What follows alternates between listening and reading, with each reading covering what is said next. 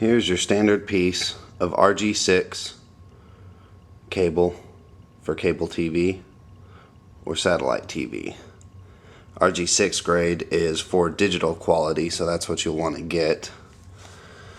Right here is a tool for the stripping of the cable, available at Radio Shack.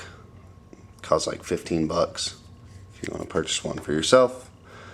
It's set on the 6 there. It's for the RG6 cable. You just insert the cable in. It's got the little cutting tool. There's an actual second blade on there down at the bottom. You insert it. And it doesn't have to be perfectly flush with the ridge here, but in the area. Just kind of squeeze it down, make sure it's on there good. Spin it in the direction of the arrow only, otherwise the blade can break. Just give it a few good spins. You'll hear the jacket cracking, and it's going to come off in two different pieces. One's got a little bit of the guts to it, and the other's just the outer shell, some of the ground there. Any of the ground that is left, you want to peel off or peel back. Make sure it's not touching the copper core. Push down any of the insulator off of the core that might still be left on there. The straighter the core, the easier to work with, so if it's bent a little too much, you might get some pliers and straighten it out. I like to cut that off just because it's not needed with the new compression style fittings.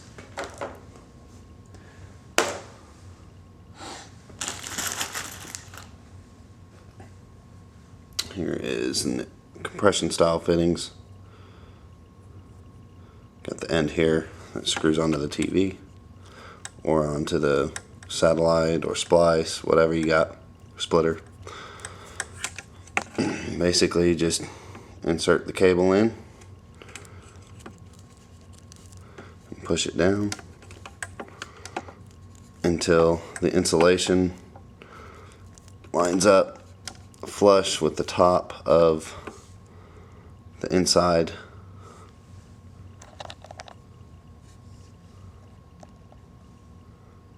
Just like such. So you can see it empty, and then you can see it. That inner piece is what you want the insulation flush with. You don't want it past that or below that, otherwise you might not get a good connection. If you're running digital to a digital box or anything from the dish, then you'll want a really good connection. And here's a crimper. It just squeezes.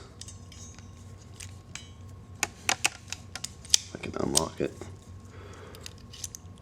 You're just going to take the copper core is going to go inside this little hole in here, and then the actual compression fitting will fit around it.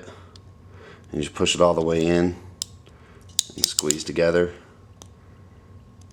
And it comes down.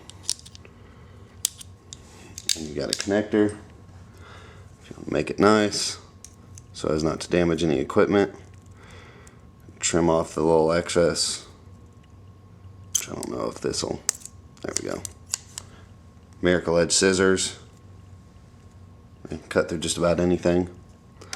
But now you can't even pull it off. You got yourself a nice little connection there. I'll show you. See that one more time.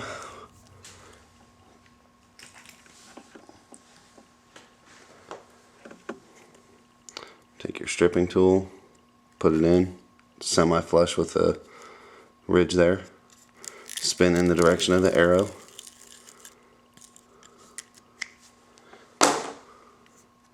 Remove your two pieces. back.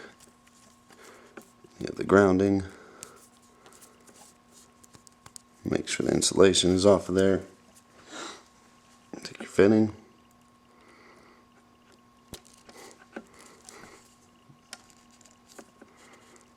Place it in flush.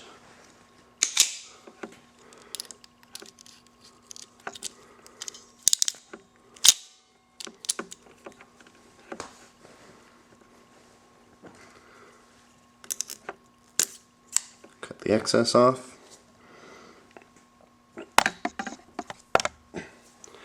And I've just made a nice little jumper cable.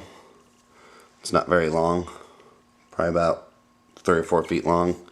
Can be great for from the TV to the digital box itself, or from the wall to the digital box. Sometimes you don't have much of a distance you need to cover. Right here what I've got is a toning tool for coaxial cable, and this will work on any standard coax. Doesn't have to be the RG6.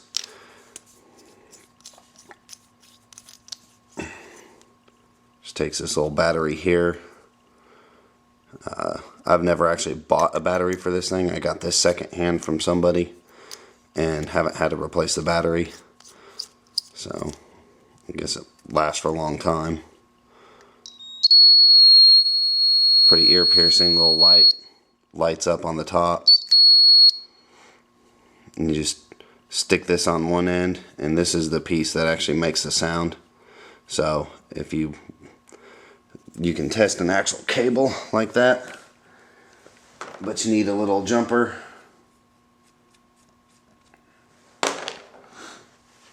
Standard little fitting, which I always just usually keep in there.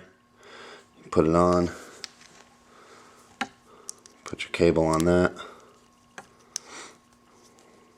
Just like any other toning device, except you can't trace the cable with it. You can just go from end to end and just place it on there, so you know which cable's which, or you know that your cable is at least good enough to send a tone through. Doesn't necessarily mean it's in the greatest shape for a digital signal, but it's at least making connection.